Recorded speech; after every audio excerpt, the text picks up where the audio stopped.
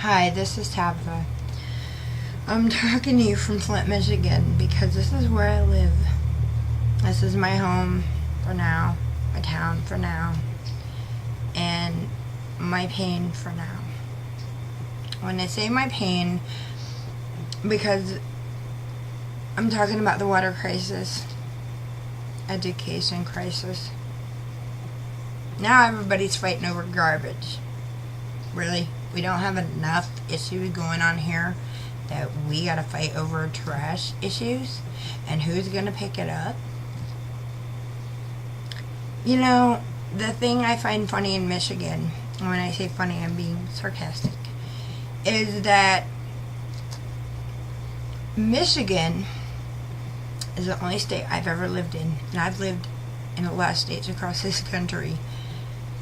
Michigan is the only state that creates its own chaos, creates its own problems, and then complains instead of fixing them, complains about how, oh, this is going on, and oh, poor us, and poor this, and poor that. Well, you know what? When you have government here, state government, and county, and city government that does not have no accountability, does not care, is only looking for profit, then we might as well be in a third world country, because that's basically what it is.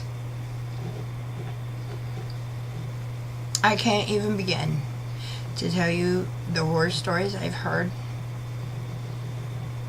The kids that are being victimized.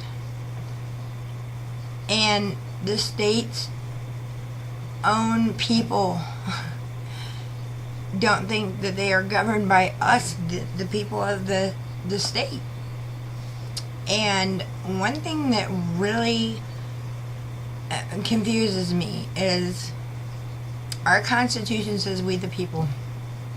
Yet government entities, state entities, people that we pay with our tax dollars think they have the right to rule us, control us, dictate to us. And I'm not saying this is starting a fight or wars or anything like that.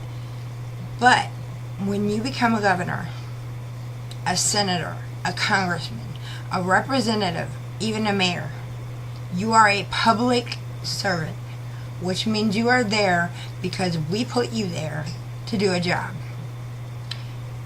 We also should be able to have that right to take you out of office if you're not doing your job and you're causing more problems for the people, more hardships. That's what Mayor Weaver's doing right now. Fighting over garbage.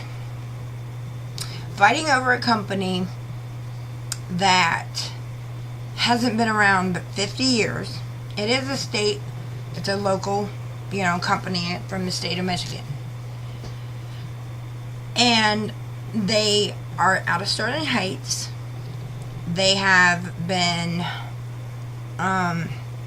competing with the national known garbage company Republic that we've had for the longest. I have never known another company other than Republic. So she took it upon herself, along with the city council, and think they're going to make a decision for us. Here's the problem. It's a public issue. It is a public problem. So why don't we, as the public, have a right to see something or vote on it? I really think, you want to talk about democracy? Okay, let's talk about democracy. Democracy gives the people the power to vote. So why is city council and the mayor fighting over this when it should be us, the people, that vote on it and make the decision? Because everybody forgets here in Michigan, when they work in governmental offices, they were given the job by the people. And for whatever reason, whether it's a power trip or, it's, whatever the case may be, they can't forget their moral, legal responsibility is to the people. Now, Mayor Weaver said she wants to save $2 million. Okay. where is that $2 million gonna go? Because if you think back to when Flint crisis first happened, or first was made aware, $80 million was granted for infrastructure by President Obama. $80 million. Why do we still need pipes? Why has only 1,000 been replaced? Okay.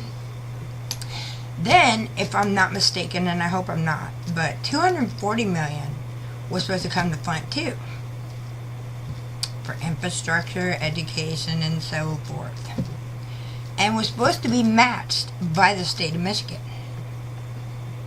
Where's that money? Where did it go? Nobody knows. Now, Congressman Kildee has fought for another $170 million for Flint, and was willing to shut down, make the government shut down to get help from Flint. This should not have happened. Number one. Number two, all the money that federal and donations and everything that has come here to Flint should have been documented, so we know where it went to and for what. As of now, we don't know. The people do not know where exactly every dime has come to Flint, where it has gone. So my question is this: start calling your leaders. Ask them where the money is. Make them show you where's the money that's supposed to went for all this stuff, including education. Because as of right now, they're talking about shutting down more schools. Here's another issue. We don't have the resources and the programs here for our special need kids. Yet our superintendent, Tawab, wants to take $73 million and build a new school. Build a new school. We can't take care of the ones we got, and they're not meeting requirements, and da-da-da-da. And instead, we're just going to shut them down. Instead of helping them out, we're just going to close them. Because who cares? It's more money, more profit for the city, more profit for the county, and more profit for the state. So, okay, where do the people have a right to say enough's enough? Where do we have the right to say, okay, you failed, bye, you're out of office, gone, see ya, you're done? We don't. Not here in Michigan, not here in Flint. We have no say. Although our cry for help when the water crisis first came about was heard nationwide, we're not heard anymore. We have Donald Trump coming to shed spotlight on Flint. Yeah, way to go. Let's put more politicians in Flint, because that's what Flint needs right now, is more political lies, more political BS, and not people who are hands-on doing what needs to be done for Flint. Here's a small but insignificant issue, but it's big to these kids. We need uniforms, because our schools are uniform schools, yet parents don't have it because it's either water or medical we're dealing with, or whatever the case may be. And we're expected to put uniforms on our kids rather than educate them. So now, schools are threatening to kick our kids out if they don't have on a uniform. Who in their right mind does this in a time of crisis, in a time of need? Who does this? Flint, Michigan, that's who. And if you think that this can't happen in your city, your small town, don't be so sure. Because Flint, Michigan could be you. There's nothing bad about Flint. Just bad leaders, bad politics, bad policies. Flint's a good city. So is Detroit. But when you have people in poverty who just need a hand up, not a hand out, a hand up, you gotta jump through hoops. That's not the way this country was founded. That's not the way we work.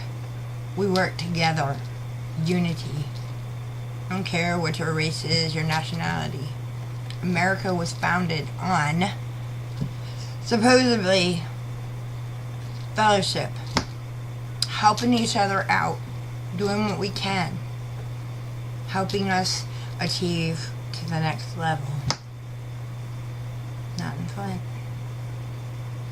It's a city known for crime. A city known for, whatever. GM. That's another joke. Because they had a hand in this. I'm telling you right now. Because their factories set on the Flint River, poured chemicals in it. And who cared? Because who had ever thought we'd drink it? Who had ever thought it would be a resource that we could just throw away like that? Obviously, GM did. And obviously, we have no say. Well, I say this. We do have a say. Our kids' voice matters. Our lives are worth something. I ain't gonna say matters because I'm so sick of that, but we all have a role to play. We all have a responsibility in ensuring our future for our children. And if we act like 2-year-olds and fight and argue and not come to some kind of agreement, what kind of future and leadership is that for our kids?